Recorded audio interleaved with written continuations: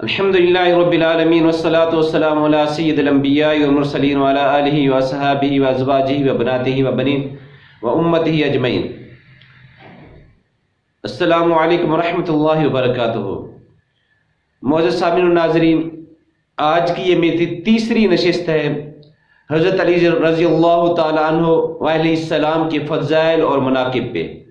اس سے پہلے میں 2 ویڈیو بنا چکا ہوں، آپ کے خاندانی پس منظر پہ، آپ کے بھائیوں پہ، آپ کے آبا و اجداد پہ۔ مختصراً اس پہ تذکرہ کر چکا ہوں۔ دوسری ویڈیو میں آپ کے فضائل پہ کچھ گفتگو کر چکا ہوں، آپ کے علمی مقام پہ، خاص بالخاص علم تفسیر قرآن کا علم جو اللہ رب العزت نے نبی پاک صلی اللہ علیہ وسلم کے طفیل جو آپ کو ملا، اس پہ میں ڈیٹیل سے ویڈیو انشاءاللہ بنا چکا ہوں، دیکھیے گا، انشاءاللہ بہت فائدہ ہوگا۔ آج کی اس نشست کی میری تیسری ویڈیو ہے، اس میں آپ کے فضائل اور مناقب جو نبی پاک صلی اللہ علیہ وسلم کی زبان مبارک سے ارشاد ہوئے آپ کے لیے، اس پہ تھوڑی سی گفتگو کروں گا۔ اس میں سب سے پہلی حدیث جو ہے نا، وہ بخاری شریف کی حدیث ہے، مشہور ہے کہ غزوہ تبوک میں نبی پاک صلی اللہ علیہ وسلم جب نکلے تو میرے آقا دو جہاں نکلنے سے پہلے آپ حفاظت کے لیے کسی کو چھوڑ جاتے تھے، پیچھے مدینہ میں یا مکہ میں چھوڑ جاتے تھے۔ تو اس بار جب تبوک کے لیے نکلے تو اس وقت حضرت علی رضی اللہ تعالیٰ عنہ کو آپ نے چھوڑا پیچھے۔ حضرت علی رضی اللہ تعالیٰ عنہ کی دل کی حسرت تھی کہ میں خود بنفس نفیس خود شرکت کروں اس غزوے میں، تبوک میں۔ تو آپ کو جب نبی پاک صلی اللہ علیہ وسلم نے چھوڑا پیچھے تو آپ رونے لگے۔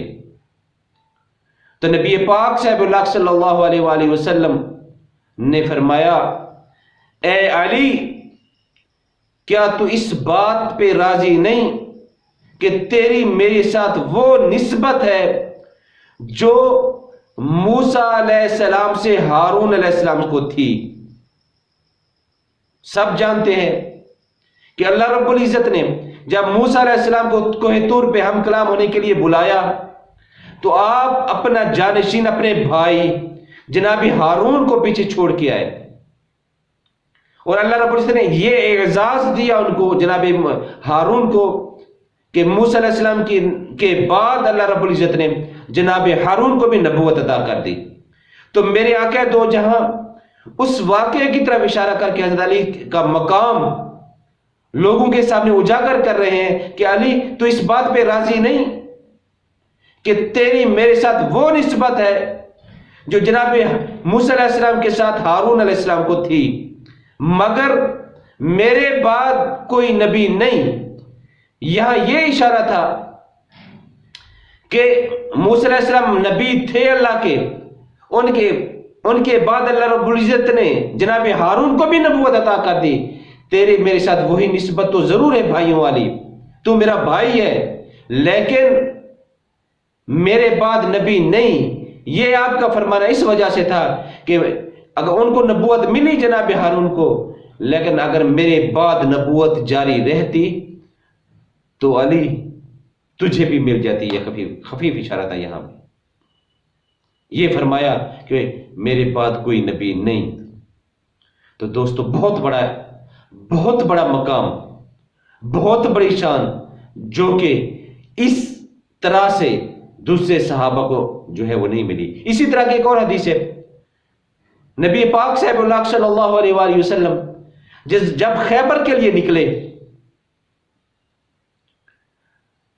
تو ایک روایت کے مطابق 30 دن یا 29 دن 40 دن کا بھی ذکر ہے، لگ گیا کہ خیبر فتح نہیں ہو رہا۔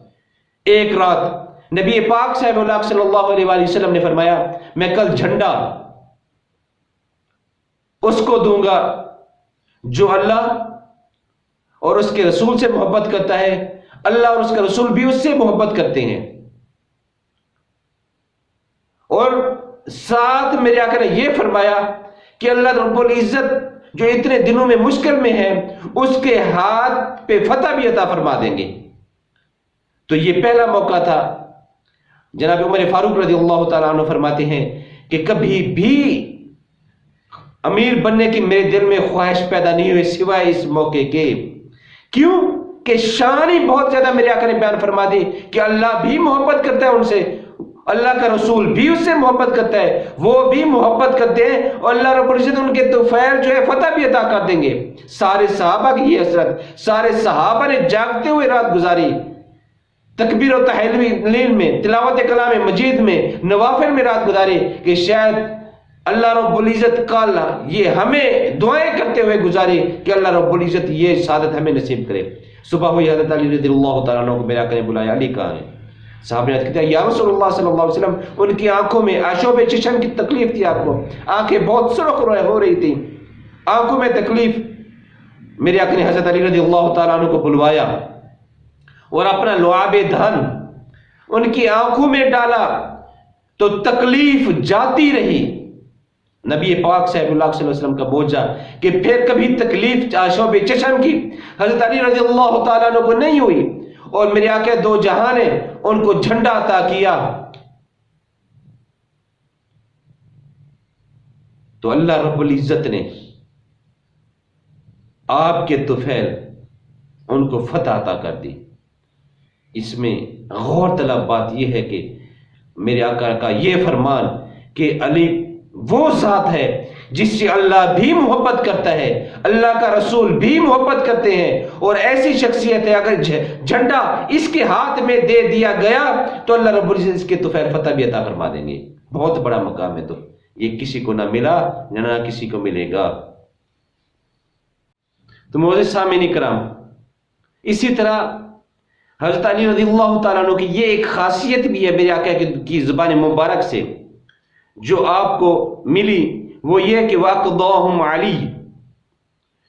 حضرت علی رضی اللہ تعالیٰ عنہ کے جو علمی فیصلے ہیں اور آپ نے جو عقدے حل کیے اس کے, وہ کوئی نہ کر سکا. محتاج تھے سارے صحابہ رضی اللہ تعالیٰ عنہ رضوان اللہ تعالیٰ علیہ مجمعین آپ کے علم کے, آپ کے پاس آتے, آپ سے فیصلہ کرواتے. تو اس کے پیچھے بھی نبی پاک صاحب اللہ صلی اللہ علیہ وسلم کی حدیث میں جب یمن فتح ہوا تو نبی پاک صاحب اللہ صلی اللہ علیہ وسلم نے آپ کو یمن کا قاضی, یمن کا گورنر بنا کے بھیجا. تو آپ نے فرمایا یا رسول اللہ صلی اللہ علیہ وسلم, وہاں نئی فتوحات ہو چکی ہے اور مجھے قضاء کا کوئی تجربہ نہیں اور علم ہی نہیں. تو آپ نے فرمایا اللہ تعالیٰ تمہاری زبان کو راہ راست اور تمہارے دل کو ثابت قدمی اور استقلال بخشے. اس کے بعد حضرت علی رضی اللہ تعالیٰ عنہ فرماتے ہیں اس کے بعد مجھے مقدمات کے فیصلوں میں کبھی پریشانی نہیں ہوئی. یہ علم عطا ہو رہا ہے. کیا میرے آقا نے دو جملے فرمایا کہ زبان کو راہ راست اور تمہارے دل کو ثابت قدمی اور استقلال بخشے. یعنی علی اگر تیری زبان سے کچھ بھی نکلے وہ سچ کے سوا کچھ نہ نکلے, جو بھی نکلے وہ حق ہی نکلے. تو اس کے بعد حضرت علی رضی اللہ تعالیٰ عنہ فرماتے ہیں کبھی ایسا نہیں ہوا کوئی فیصلہ آیا اور آپ نے نہ کیا ہو. آپ کا وہ علمی مقام ہے کہ نبی پاک صاحب اللہ صلی اللہ علیہ وسلم کی موجودگی میں آپ فیصلے کرتے تھے. مشہور واقعہ ہے کہ نبی پاک صاحب اللہ صلی اللہ علیہ وسلم اپنے غلاموں کے ساتھ کہیں تشریف فرما تھے.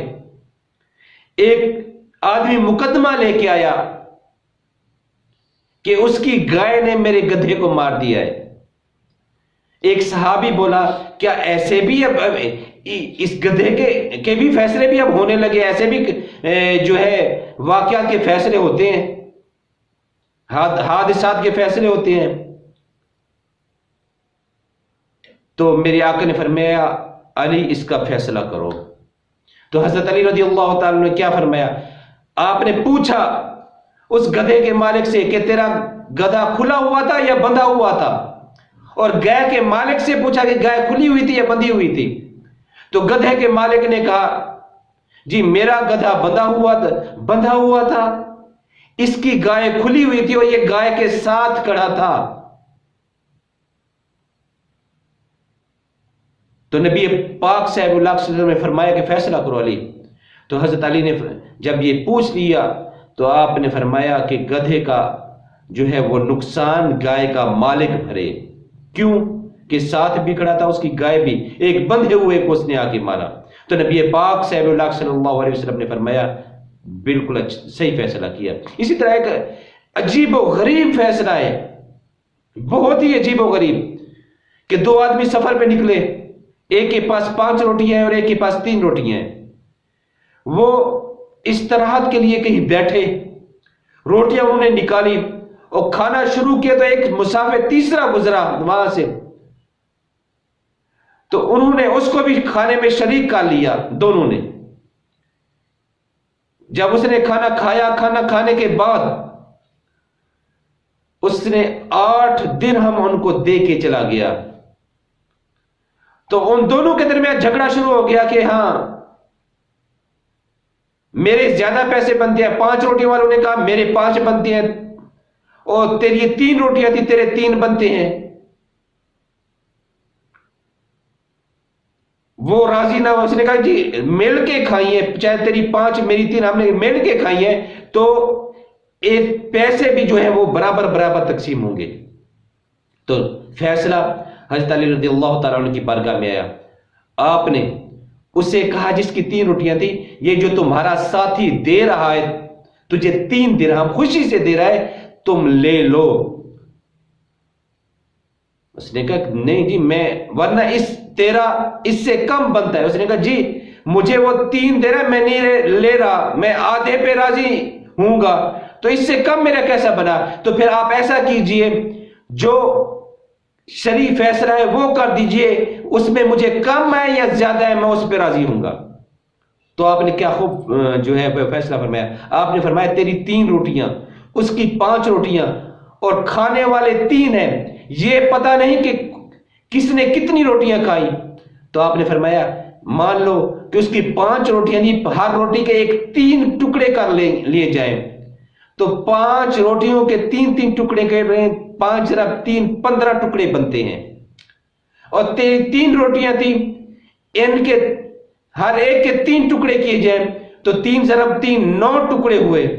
تیری روٹی جس کی 3 روٹیاں تھی، فرمایا تیری 3 روٹیوں کے 9 ٹکڑے ہوئے، اس کی 5 روٹیوں کے 15 ٹکڑے ہوئے، 15 اور 9 24 ہوئے. اب یہ پتہ نہیں کس نے کتنا کھایا، اگر اور کھانے والے 3 تو 24 کو 3 پہ تقسیم کرو تو 9 ٹکڑے بنتے ہیں ہر ایک کے حصے میں. تو تیری روٹیوں کے 3 روٹیوں کے 9 ٹکڑے بنے، اور تو نے 8 اس میں سے ٹکڑے کھا لیے.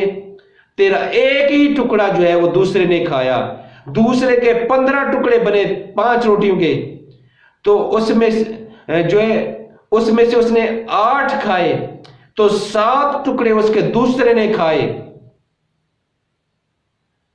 تو تیرا ایک ہی بنتا ہے، اس کے 7 کھائے اس کے 7 بنتے ہیں.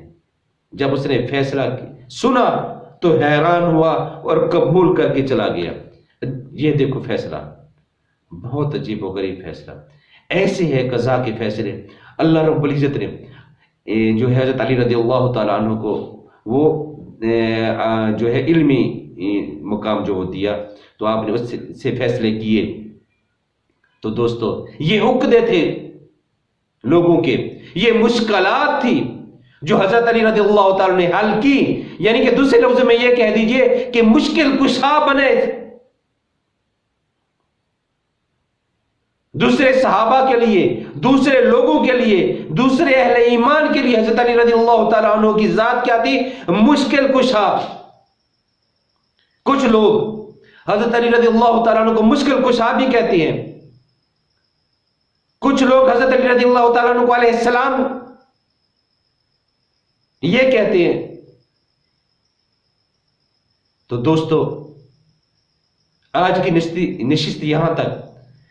اگلی وہ نشست میں خاص بالخاص حقائق کو آپ کی خدمت میں پیش کروں گا کہ واقعی حضرت علی رضی اللہ تعالیٰ عنہ مشکل کشا ہے، واقعی حضرت علی رضی اللہ تعالیٰ عنہ حاجت روا ہے، کیا واقعی حضرت علی رضی اللہ تعالیٰ عنہ کو علیہ السلام کہنا ٹھیک ہے یا نہیں شریعت کی روح سے؟ انشاءاللہ بہت اہم گفتگو ہوگی انشاءاللہ، تمام مسالک سے اور دلائل عقلی اور نقلی سے میں آپ کی خدمت میں پیش کروں گا کہ حضرت علی رضی اللہ تعالیٰ عنہ مشکل کشا ہیں یا نہیں، یا علیہ السلام کو کہنا ٹھیک ہے یا نہیں۔ تو انشاءاللہ یہ آئندہ ویڈیو میں، تب تک کے لیے اجازت۔ اللہ رب العزت ہم سب کا حامی ناصر ہو، آمین بجاہ النبی الامین صلی اللہ علیہ وآلہ وسلم۔ السلام علیکم ورحمۃ اللہ وبرکاتہ۔